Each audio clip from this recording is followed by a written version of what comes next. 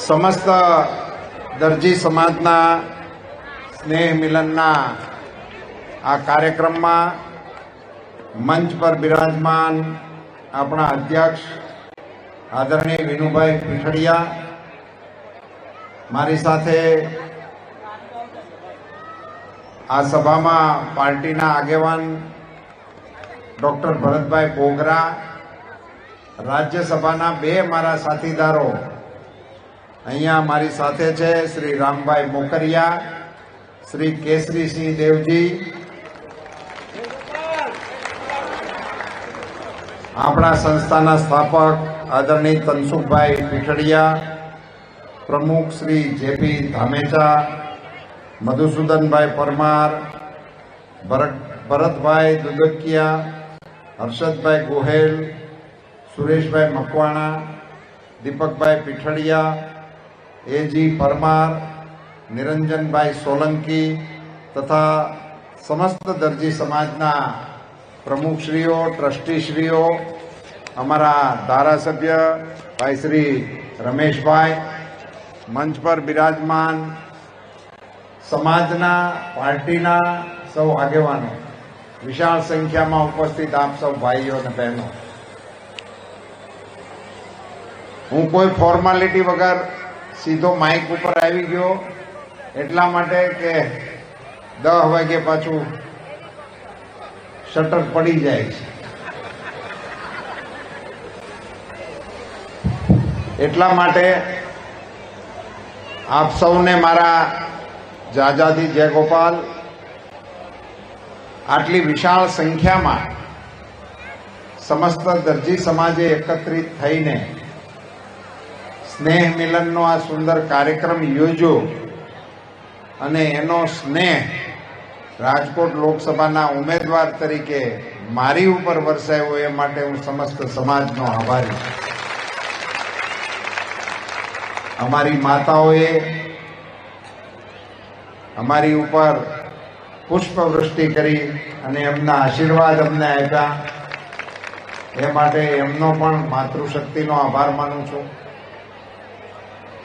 સમાજના સૌ મોભીઓએ અને અમારા અગ્રણીઓએ અહીંયા ઘણી વાતો કરી છે. હું અન્ય કાર્યક્રમોમાંથી આપની વચ્ચે સીધો આવીને બોલવા ઊભો થઈ ગયો છું, એટલે અહીંયા જે લોકોએ શું બોલ્યા છે એ મને ખબર ન હોય, એટલે એની વાત આવવાની સંભાવના, વાત રિપીટ થાય. આપને બધાને 7મી તારીખે કમળના નિશાન ઉપર મતદાન કરીને નરેન્દ્ર મોદી સાહેબના હાથ મજબૂત કરવાની વિનંતી કરવા માટે આવ્યો છે. દરજી સમાજ સામે હું ભાષણ કરવા ઊભો થયો છું અને મોટે ભાગે અહીંયા અમારા અધ્યક્ષશ્રી વગેરે પીઠડિયા સમાજના, ને અમારે અહીંયા પીઠડિયા ટેલર બહુ પ્રખ્યાત હતા. એક ખૂબી હોય છે તમારી, બહુ ઓછા લોકોને ખ્યાલ હોય, પણ હું હજી જૂની ફેશનનો માણસ છું એટલે મને ખબર છે.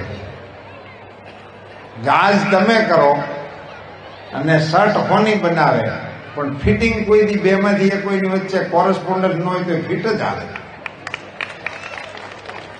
હોની આ શર્ટ બનાવે એનું માપ કંઈ તમને પૂછતા નથી, ગાજ તમે બનાવો પણ એનું ફિટિંગમાં કોઈ દી અગવડ નથી પડતી. આ બે સમાજ વચ્ચેની ટેકનિકનું આવું સંશોધન હજી સુધી કોઈ કેમ થયું છે કર્યું નથી. એ ફિટ જ આવે. મને ક્યારેક ક્યારેક વિચાર આવે, હું શર્ટ નાખું ને તો મને એમ થાય કે આ વખતે કંઈક લાંબુ ટૂંકું ક્યારેય નથી થતું, ફિટ જ આવે. આ જે ખૂબી છે ને મિત્રો, એ આપણા દેશની વિશ્વકર્મા પ્રભુની મોટામાં મોટી દેણગી છે. ભગવાને સૃષ્ટિ તો બનાવી, પછી એ સૃષ્ટિને બનાવ્યા પછી એમને ખ્યાલ આવ્યો કે આ તો બધા નગરોળ જેવા લાગે છે, આ સૃષ્ટિને ખૂબસૂરત બનાવવી હોય તો એને માટે એમણે વિશ્વકર્મા પ્રભુને આજ્ઞા કરી અને આ સૃષ્ટિ ઉપર મોકલ્યા એટલે પછી પથ્થર હોય, સોનું હોય, લોખંડ હોય, કપડું હોય, લાકડું હોય, કોઈ પણ ચીજ હોય, એમાંથી ખૂબસૂરત ચીજો બનાવવા માટેનો પ્રયાસ એ વિશ્વકર્મા ભગવાનના આશીર્વાદથી આપણા દેશમાં શરૂ થયો.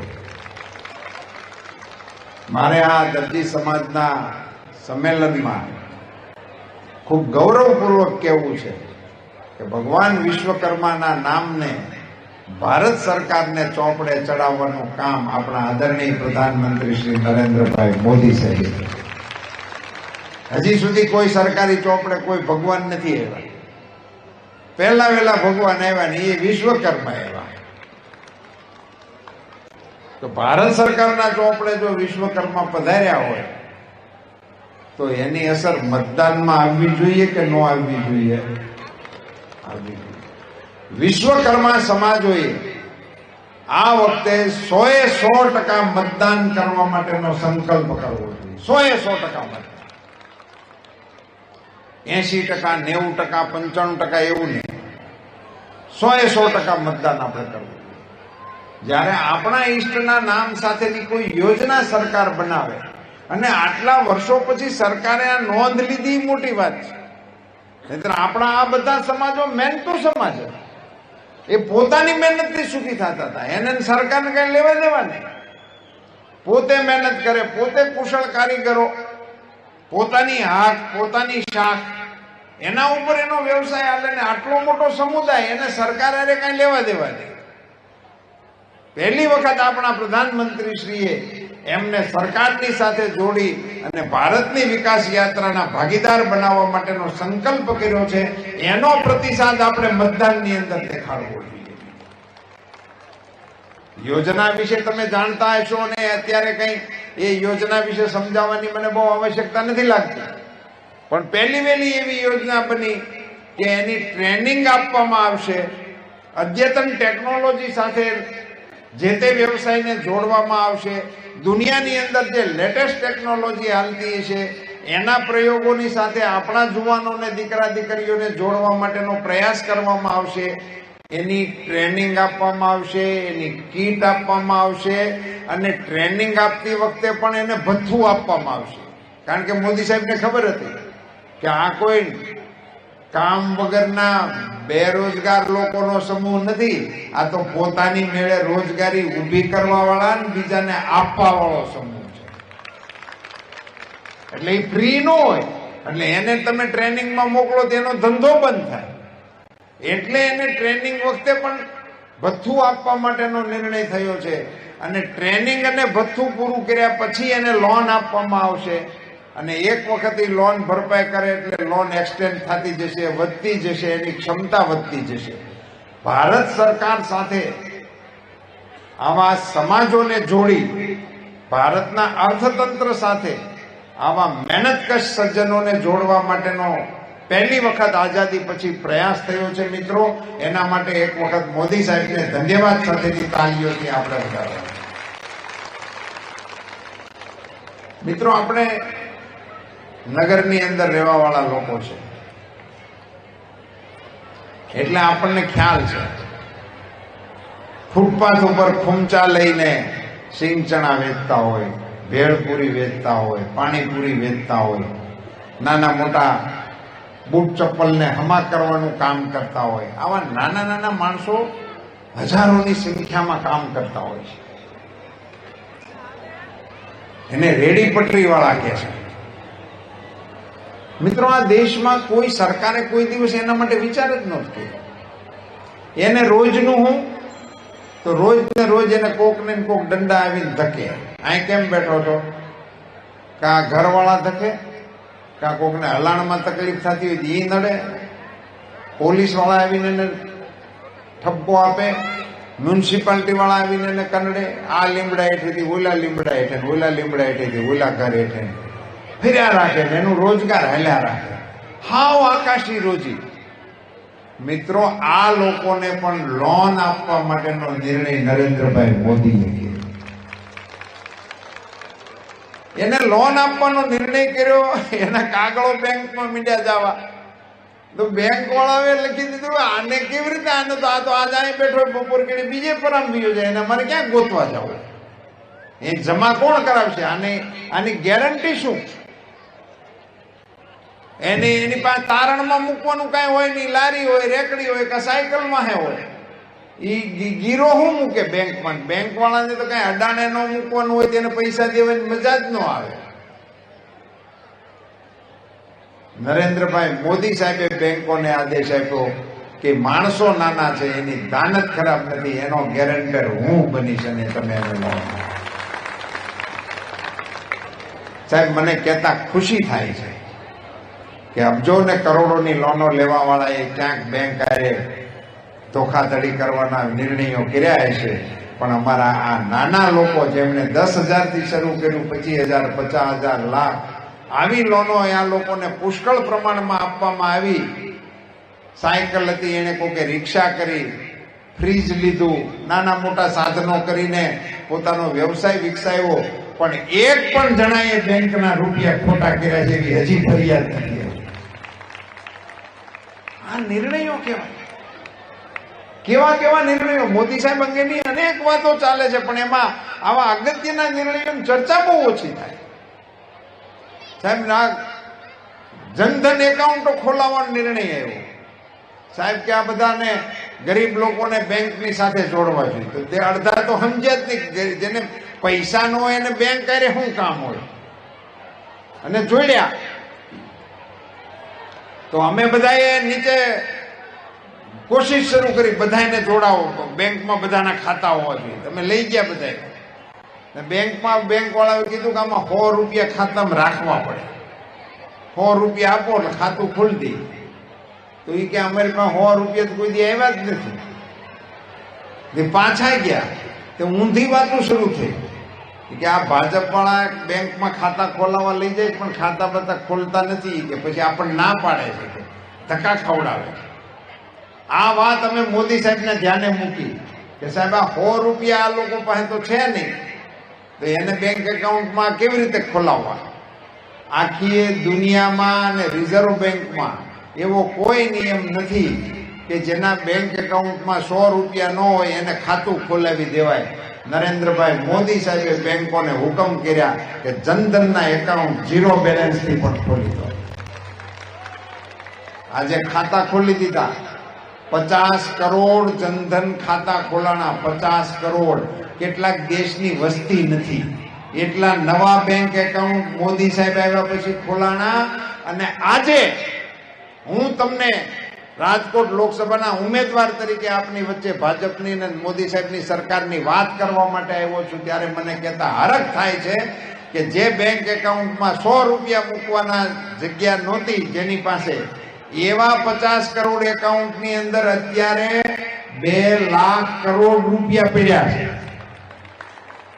જનધન એકાઉન્ટની અંદર 2 લાખ કરોડ રૂપિયા છે. સાહેબ ગરીબ માણસો ભારતના અર્થતંત્રને ખંભો આપે છે એમ કહી શકે. અમે અમારો ટેકો છે ભારત સરકારને. 2 લાખ કરોડ રૂપિયા બેંકોની અંદર છે, જનધન એકાઉન્ટની અંદર. આ બધા વિષયો નાના માણસોને અપલિફમેન્ટ કરવાના જે પ્રયાસો નરેન્દ્રભાઈ દ્વારા દેશમાં ચાલી રહ્યા છે મિત્રો, એની ઉપર મોર મારવા માટે 7મી તારીખે આપણે મતદાન કરવાનું છે. અને રામલલ્લા 22મી જાન્યુઆરીએ પોતાના નિજ મંદિરની અંદર પ્રવેશા. અયોધ્યામાં જે દિવસે સાચા રામ લંકા વિજય પછી આવ્યા છે તેથી જલસો નહીં થયો હોય એવો આખી દુનિયાએ જલસો કર્યો. એ રામલલ્લાની પ્રતિષ્ઠા પછીની પહેલી ચૂંટણી છે.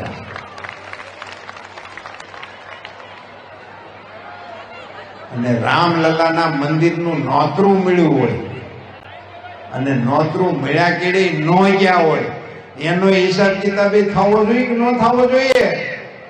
થવો જોઈએ. આ કોંગ્રેસના આગેવાનો અમારી ટીકા કરતા, અમે તો નારા બોલાવતા, રામલલ્લા हम आएंगे, मंदिर वहीं बनाएंगे. તો એ અમને શું કહેતા કે આને ચૂંટણી ટાણે રામલલ્લા યાદ આવે છે, આને રામને કઈ નાવા નીચવાનું છે નહીં. એ નારા લગાડે છે रामलला हम आएंगे, मंदिर वहीं बनाएंगे, मगर तारीख नहीं बताएंगे, એવું બોલતા. હવે તારીખ આવી અને ન્યાસ સમિતિએ આમંત્રણ પણ મોકલ્યા, પણ કરમ હીણા કર વાપરે એની સંખલે મુઠ્ઠીઓ ભરાય.